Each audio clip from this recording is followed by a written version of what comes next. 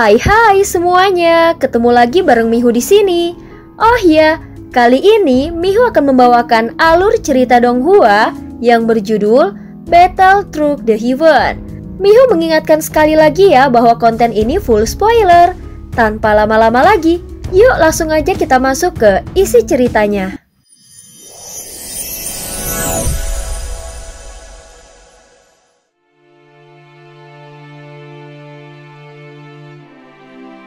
Melanjutkan dari kisah sebelumnya. Sebelumnya walaupun Xiao Yueli menggunakan metode khusus untuk menghidupkan Cailin kembali, namun konsekuensinya adalah Cailin akan kehilangan ingatannya. Pada saat ini tatapan Cailin segera menyapu ke sekeliling dan ekspresinya berubah. Dia tampak dingin, angkuh dan tak kenal takut saat menatap orang-orang yang berada di sekitarnya. Tatapan matanya tidak pernah benar-benar berhenti pada siapapun. Namun ketika dia melihat Xiaoyan, alisnya sedikit mengerut sesaat sebelum akhirnya dia mengalihkan pandangannya tanpa mengatakan sepatah kata pun. Xiao Yueli segera mengangkat tangannya sedikit sehingga Cailin pingsan. Dan tanpa ragu dia langsung melangkah mendekati Cailin. Namun sebelum dia bisa bertindak lebih jauh, Xiaoyan langsung maju dan menahan tubuh Cailin. Ekspresi wajah Cailin tampak begitu tenang. Dan dalam pandangan Xiaoyan, dia lebih cantik dari wanita manapun. Bahkan jika dibandingkan dengan ratu sekalipun. Ayah, serahkan ibu Cailin kepada aku, ucap Xiao Yueli yang berdiri di samping Xiaoyan. Di dalam mata Xiaoyan tersirat sedikit ketidakrelaan, namun dia tahu bahwa inilah saatnya untuk melepaskannya. Ini adalah keputusan terbaik bagi Cailin agar dia bisa menemukan jati dirinya. Setelah beberapa saat, Xiaoyan mengangguk pelan dan menyerahkan Cailin kepada Xiao Yueli. Masih bisakah ayah menemuinya nanti? Ucap Xiaoyan bertanya dengan nada suara yang getir. Ayah, untuk sementara sebaiknya tidak. Mengubah jalur reinkarnasinya dan menghapus ingatannya sama saja dengan memberinya kehidupan yang baru. Untuk saat ini jangan ada hubungan karma antara ayah dan ibu Cailin. Mendengar ini Xiaoyan langsung terdiam sejenak lalu mengangguk dengan pasrah. Xiao Yueli segera menggendong Cailin yang pingsan lalu meninggalkan Xiao Mansion. Orang-orang yang sedang menyaksikan hanya bisa bertanya-tanya dan tidak memahami apa yang sebenarnya terjadi. Namun Xiao Yueli terus melangkah, membawa Cailin pergi dalam cahaya merah dan menghilang di cakrawala. Setelah Xiaoyan keluar dari ruang kultivasi tertutup Cailin, King Mo'er maju mendekat dan menatap Xiaoyan yang tampak muram. Biasanya gadis itu selalu ceria, tetapi kali ini dia memilih diam. Tatapan semua orang kini tertuju pada Xiaoyan. Mereka ingin tahu apa yang sebenarnya terjadi. Dia sudah pergi. Suara Xiaoyan terdengar pelan. Ada sedikit kekecewaan di dalam nada bicaranya. Meskipun pada akhirnya Cailin tidak masuk ke dalam siklus reinkarnasi, namun dia telah kehilangan ingatannya dan tetap pergi dari sisinya. Kalian semua, keluarlah, biarkan aku sendirian sebentar. Setelah beberapa tarikan nafas, Xiaoyan melanjutkan kata-katanya. Setelah sedikit ragu, mereka pun akhirnya meninggalkan ruangan, menyisakan Xiaoyan yang sendirian. Saat ini dia merasakan sakit kehilangan anggota keluarga yang menusuk hatinya. Dia berdiri dan menatap ke sekeliling. Dia segera memasuki kamar Cailin yang kini tampak kosong. Dia melihat tidak ada lagi tumpukan buku dan tidak ada catatan yang tertinggal di meja. Saat ini Xiaoyan tiba-tiba menyadari sesuatu. Cailin dulunya adalah Ratu Ular Medusa. Seorang wanita kuat yang tidak mungkin menyukai membaca atau menulis. Jadi bagaimana mungkin dia akan menikmati hal-hal seperti itu? Dia adalah seorang ratu yang seharusnya menjelajahi dunia. Seseorang yang ditakdirkan untuk menjadi kuat. Tetapi semua itu berubah hanya karena peristiwa di masa lalu antara dirinya dengan Xiaoyan. Sehingga dia terjebak dalam hubungan ini yang membuatnya kehilangan kebebasannya. Sungguh betapa kesepiannya dirinya selama ini. Ucap Xiaoyan segera duduk di kursi dan membayangkan bagaimana Cailin melewatkan tahun-tahun panjang ini. Saat pertama kali kembali, dia berpikir bahwa Cailin akan baik-baik saja. dan bahkan akan terlihat lebih lembut dari sebelumnya. Namun sekarang setelah mengingat semuanya, dia menyadari bahwa itu bukanlah sikap aslinya. Selama ini Cailin hanya berusaha menyesuaikan diri dan berusaha menjalani kehidupan yang baru. Tetapi semakin lama dia menekan keinginan dirinya sendiri, dia semakin kehilangan minat pada segalanya. Bagi orang biasa, memiliki kehidupan yang bisa diprediksi mungkin merupakan sebuah kebahagiaan. Namun bagi Cailin yang telah hidup terlalu lama, hidup tanpa tantangan justru membuatnya kehilangan makna. Seolah-olah seperti seekor naga emas yang terkurung di dalam sangkar kecil. Seharusnya dengan kepribadiannya, dia bisa memiliki langit yang luas untuk dijelajahi. Mungkin walau tanpa Xiaoyan, dia tetap bisa mencapai ranah Daudi dan meninggalkan benua Dauqi yang penuh pertempuran. Atau mungkin dia juga akan terus mendapatkan peluang besar dan menjadi semakin kuat. Sehingga suatu saat, dia akan tewas dalam pertempuran yang besar. Tanpa perlindungan Xiaoyan, mungkin Cailin akan mengalami beberapa cobaan dan kesulitan. Bahkan mungkin tidak akan pernah mencapai tingkat Daosen. Mungkin hal itu karena dia tidak akan memiliki sumber daya melimpah yang terus mengalir. Hidup seseorang bagaikan sungai waktu, selalu mengalir ke depan tanpa ada kata seandainya. Bagaimanapun takdir setiap orang juga sudah ditentukan sejak awal. Bagi Cailin, mungkin hal ini memang sudah menjadi akhir dari perjalanannya. Xiao Yueli telah menghapus ingatannya, lalu mengubah takdir yang seharusnya sudah ditetapkan. Meskipun yang berubah bukanlah ingatannya, tetapi kenyataannya sekarang dia telah pergi dariku. Apakah dia akan aman? Apakah dia akan menemukan makna hidupnya? Atau apakah dia akan menemukan alasan untuk terus bertahan hidup? Ucap Xiaoyan tersenyum pahit saat memikirkannya. Dalam situasi perubahan takdir ini, dia seharusnya tidak merasa sedih dan seharusnya dia bahagia untuk Cailin. Meskipun ingatannya tentang masa lalunya telah hilang, namun ini bukanlah hal yang buruk. Bagaimanapun Cailin juga berhak untuk menentukan jalannya sendiri dan berkembang tanpa mengandalkan Xiaoyan. Apakah suatu hari nanti aku masih bisa melihatnya lagi? Mungkinkah aku akan melihat Ratu Medusa yang anggun dan penuh kebanggaan ini? Mungkin dengan cara ini Cailin bisa menjadi dirinya yang sebenarnya. Aku dulu berpikir bahwa melindunginya berarti menjaganya tetap hidup. Tetapi aku lupa bahwa kehidupan harus memiliki makna agar benar-benar berarti. Ucap Xiaoyan menatap kosong ke kejauhan, seakan-akan melihat bayangan Cailin di dalam balutan jubah merah panjang lalu melangkah dengan tenang di dunia antara para dewa dan iblis. Setelah kehilangan sosok Cailin yang sangat dicintainya, Xiaoyan mulai memahami beberapa hal. Tentu saja yang seharusnya dia lindungi bukan hanya kehidupan orang-orang yang dicintainya, tetapi ada juga makna dari keberadaan mereka di dunia ini. Saat ini tatapan Xiaoyan tampak penuh tekad. Setelah beberapa saat, energi di tubuhnya tiba-tiba bergejolak, sehingga tekanan yang kuat menyapu ke sekelilingnya. Pada saat yang sama seluruh tubuhnya dipenuhi aura mendominasi yang tak terbendung. Pada saat ini, dia akhirnya berhasil menerobos ke langkah ketiga keabadian para dewa. Xiaoyan tidak pernah kekurangan energi dunia, dan keberuntungannya tidak bisa diukur dengan standar biasa. Saat ini kekuatan yang terpancar dari tubuhnya jauh lebih menakutkan. Dia juga memiliki karisma yang tidak semua bisa dimiliki oleh setiap orang. Sementara itu di suatu tempat di kota, seorang wanita berambut panjang sedang menikmati kue gula di tangannya. Dia diikuti oleh sekelompok pria yang terpesona. Namun tiba-tiba dia merasakan sesuatu. Dalam sekejap mata, sosoknya menghilang dan dia sudah muncul di Xiao Mansion. Langkah ketiga keabadian para dewa. Mata Ye Beijing berkilat tajam, dia segera melihat ke arah tempat Xiaoyan berada dan berteriak. Xiaoyan, selama ini kau benar-benar menyembunyikan kekuatanmu. Di luar Xiao Mansion selain Ye Beijing, muncul juga anggota tim Fearless. Ekspresi mereka dipenuhi kekhawatiran dan tidak tahu apa yang sebenarnya terjadi. Mereka segera menatap Ye Beijing dengan tatapan yang penuh persahabatan. King Mu'er dan Zenny yang juga berada di sana langsung saling bertukar pandangan. Saat melihat Ye Beijing, Mereka langsung mengernyitkan alisnya.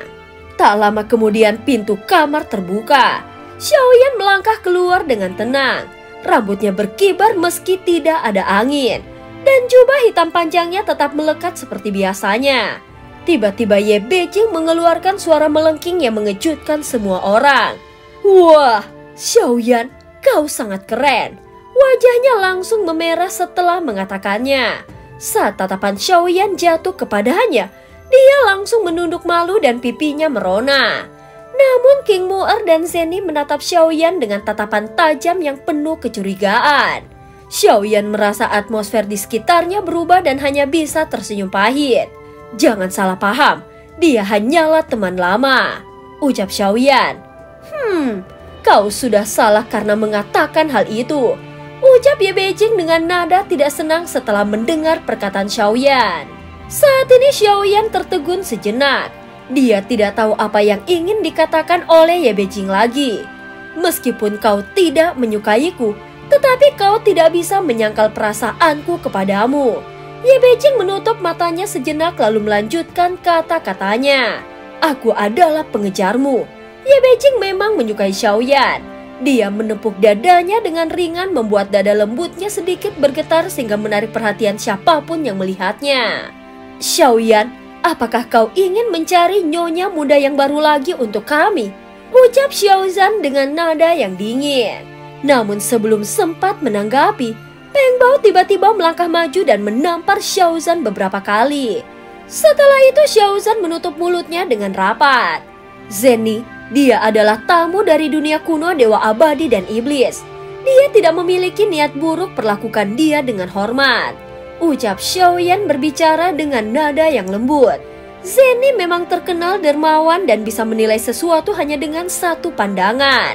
Dia bisa melihat bahwa perasaan Ye Beijing terhadap Xiaoyan memang tulus. Tetapi Xiaoyan tetap menjaga jarak darinya. Suamiku, aku akan segera menyiapkan makanan dan anggur. Kita sudah lama tidak bertemu, semua orang pasti sangat merindukanmu, ucap Zeni sambil tersenyum lalu pergi bersama Feng Bao, Xiaozan dan beberapa wanita lainnya untuk menyiapkan hidangan. Di kediaman Xiao Mansion, bahan makanan yang digunakan harus selalu segar. Oleh karena itu di area tertentu di dalam kediaman Xiao Mansion, mereka membudidayakan beberapa hewan kecil ajaib yang cukup lezat dan bergizi. Sementara itu King Mu'er menggulung bibirnya lalu dengan manja bersandar ke pelukan Xiaoyan. Sayang, apakah kau merindukanku? Xiaoyan tidak memperdulikan keberadaan Ye Beijing di sana. Dia hanya menatap King Mu'er dengan penuh kasih sayang. Sejak kehilangan Cailin, hatinya mengalami banyak perubahan. Ye Beijing tidak merasa cemburu melihat kedekatan mereka. Dia hanya berdiri di samping menatap mereka berdua dengan ekspresi yang sulit ditebak. Sejak kau bereinkarnasi, kau tampak jauh lebih emosional daripada sebelumnya. Tidak heran kau membuat pilihan seperti ini. Di hadapan aturan dan hukum langit, semua tampak sederhana di permukaan. Tetapi kenyataannya malah sebaliknya. Yang paling sulit adalah tetap teguh pada jalan kita sendiri. Menjaga seseorang berarti tidak melupakan niat awal kita. Mencintai dengan tulus dan menjadikan cinta sebagai jalan serta aturan kita sendiri. Namun apa kau tahu, suatu hari perlindungan ini akan berakhir. Saat itu terjadi, apa yang akan kau lakukan? Ye Beijing tidak merasa iri. Tetapi ketika Xiaoyan sedang menikmati kebersamaannya dengan King Mu'er, dia tiba-tiba membahas tentang jalan Dao kepada Xiaoyan. Mendengar itu King Mu'er hanya memutar matanya dan tampak malas menanggapi. Beberapa saat kemudian, Xiaoyan berbisik di telinga King Mu'er sehingga membuat wajahnya langsung memerah. Meskipun kita sudah menjadi suami istri begitu lama, kata-kata menggoda seperti itu tetap membuat hati seorang wanita bergetar. Jika wanita tidak merasa tersentuh, itu berarti dia sudah tidak mencintaimu lagi. Mendengar ini, Xiaoyan segera menggenggam lembut pinggang King Mu'er. Untuk mencegah Ye Beijing mengintip, Xiaoyan meminta tahanan roh memasang penghalang di sekitar kamarnya sehingga membuat Ye Beijing tidak bisa menggunakan kekuatan jiwanya untuk mengintip ke dalam. Di dalam kamar yang redup dengan sedikit cahaya merah menyala, tubuh King Mu'er yang berada di dalam pelukan Xiaoyan semakin terlihat menawan. Meskipun tubuhnya tidak seindah Cailin, Kulitnya yang seperti salju dan pinggangnya yang ramping tetap memberikan sensasi yang luar biasa. Kulitnya begitu halus dibalut dengan kelembutan yang sempurna di atasnya. Saat Xiaoyan menggenggamnya, tubuh lembut di pelukannya sedikit gemetar dan di dalam hatinya api gairah pun berkobar. Di ujung jarinya api kecil berkedip-kedip. Seketika pakaian panjang yang dikenakan King Mu'er terbakar oleh nyala api tipis. Namun kemampuan kendali api Xiaoyan sudah mencapai puncaknya, sehingga tidak melukai kulit putih mulus King Mu'er. Kejadian itu membuat wajah King Mu'er semakin memerah. Xiaoyan pun tidak bisa menahan diri. Dia semakin mendekapnya erat membiarkan kehangatan tubuh King Mu'er menyalakan api di hatinya. Ketika seseorang benar-benar mencintai, maka cinta itu akan mengalir tanpa hambatan. Dua sosok itu akhirnya larut dalam kebersamaan di dalam kamar, menikmati momen penuh keintiman. Sementara itu Xin berganti di luar kamar. Dia bahkan memasang penghalang seketat itu dan tidak membiarkan sedikit pun celah untuk mengintip. Tetapi mungkin aku masih bisa mencoba melalui api roh. Ye Beijing meremas cermin roh di tangannya sehingga hancur. Dia telah mencoba berbagai cara tetapi tetap tidak dapat melihat ke dalam kamar Xiaoyan. Satu-satunya yang bisa dia lakukan hanyalah berdiri sendiri dan menahan rasa frustasi. Pada saat ini Zenny datang dan melihat ekspresi tidak puas di wajah Ye Beijing. Dia melihatnya dengan tatapan penuh arti dan tersenyum tipis. Kekasih suamiku memang banyak. Tidak bisa disangka bahwa di bidang ini suamiku adalah yang terbaik. Dia memiliki segalanya, bahkan kekuatan dan pesona yang tidak tertandingi. Ketika tersenyum, Zenny memancarkan daya tarik khas seorang wanita dewasa. Gerakannya begitu anggun dan gaun sederhana yang dikenakannya justru semakin menambah aura bangsawan yang melekat padanya. Ye Beijing menatapnya dari atas ke bawah. Dalam hal kecantikan, Zenny memang luar biasa. Tetapi yang lebih menawan adalah keanggunannya. Aroma samar dari tubuhnya begitu khas dan menambah pesonanya. Tidak heran dia sama sekali tidak menghiraukanku. Ye Beijing bergumam dengan cemberut. Melihat reaksi Ye Beijing, Zenny hanya bisa tersenyum lembut. Memiliki suami dengan keberuntungan besar seperti itu benar-benar anugerah. Dengan mendampinginya, kau juga mendapatkan berkah. Keberuntungan suamimu akan melindungimu, memperkuat kultivasimu, dan mempercepat pencapaianmu. Namun Zenny yang berada di sampingnya menanggapinya dengan santai. Tidak semua orang butuh kekuatan untuk bahagia. Hidup memiliki banyak kenikmatan lain. Memasak hidangan lezat, menikmati pemandangan indah, menghabiskan waktu dengan orang terkasih. Jadi mengapa harus terobsesi dengan kultivasi? Ye Beijing terdiam sejenak sebelum menjawab. Wah, pendapatmu menarik, tetapi tidak semua orang bisa seperti itu. Mendengar ini, Zenny tersenyum dan berbicara lagi. Ada orang-orang yang terlahir dengan tujuan yang berbeda. Mereka memiliki jalan hidup yang harus ditempuh. Mendengar apa yang dikatakan Zenny, Ye Beijing seperti mendapatkan pencerahan. Jadi begitu. Akhirnya aku mengerti.